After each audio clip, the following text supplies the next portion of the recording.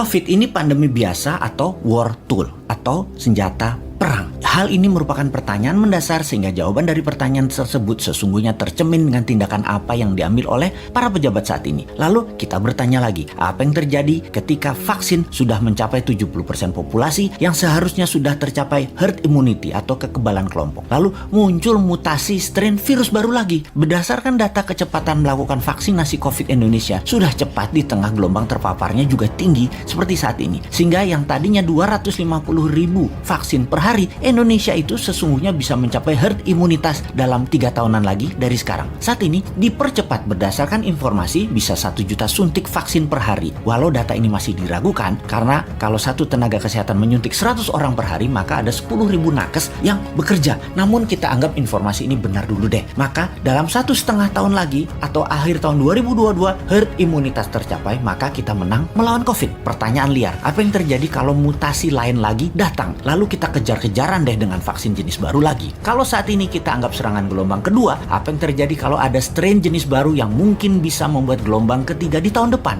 Melihat cara penanganan pemerintah atas COVID yang merupakan virus import dan PCR antigen juga produk import kebanyakan dan masker juga terbanyak barang import, bahkan disuruh 2 lapis lagi sekarang. Lalu vaksin juga produk import. Ini kita tidak boleh berlama-lama seperti ini. Apa nggak kita balik aja sebaiknya? Inilah masa di mana produk lokal, misalnya masker, harusnya merupakan 90% masker yang beredar di Indonesia saat ini adalah buatan lokal. Antigen tes lokalnya harus 100%. Vaksin lokal harus 50%. Atau obat peningkat imunitas yang lokal harus digenjot. Agar kalau virus mutan lagi, kita nggak terus bergantung impor yang akan membuat ekonomi negara digerogoti uang keluar atau flight capital. Sudah cara bernegaranya membatasi uang beredar menjadi tipis di tanah air, uang tadi ditarik keluar dengan berbagai kebutuhan impor dan tunai di tanah air harus hidup dengan pinjaman dolar asing dan yuan. Rupiah kok jadi nggak berdaulat ya? Pastinya karena kebijakannya terlalu impor. Walau bisa terlihat benar karena semuanya dalam keadaan darurat, tapi kalau bernegaranya daruratnya berkepanjangan seperti ini, sebenarnya bisa nggak masuk kategori salah kelola atau mismanagement bernegaranya.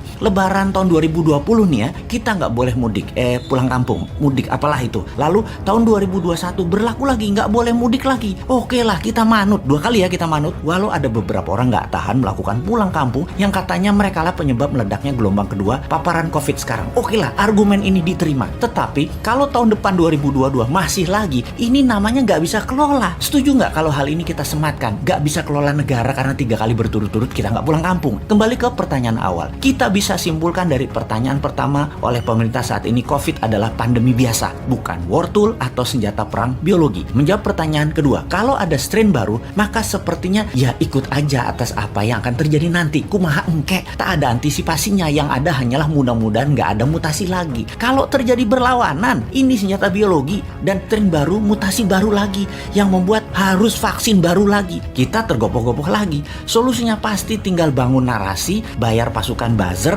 dan pasukan buzzer bekerja keras lagi. Nah, di posisi begini kasihan mereka yang mau jadi presiden tahun 2024 sementara mereka dalam posisi menjabat yang ternyata salah semua pengelolaan pandemi dan ekonominya. Pasti kena imbas negatifnya mereka karena mereka juga bagian dari ketidaktepatan kelola pemerintah pusat dan daerah.